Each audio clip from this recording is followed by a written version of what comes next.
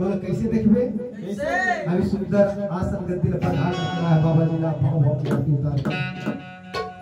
तो देखिए वो बाबा जी कैसे कैसे समझ देखे नहीं दिखी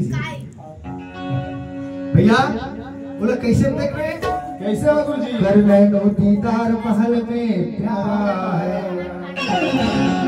दो तिल एक तार मिलाओ ये संसार के मंदिर खोजे, मंदिर मस्जिद खोजे, मठ खोजे, गुरुद्वारा खोजे, बड़े बड़े चर्च जगह खोजे, ऊपर खोजे तो होगी और कहाँ खोजे पावे?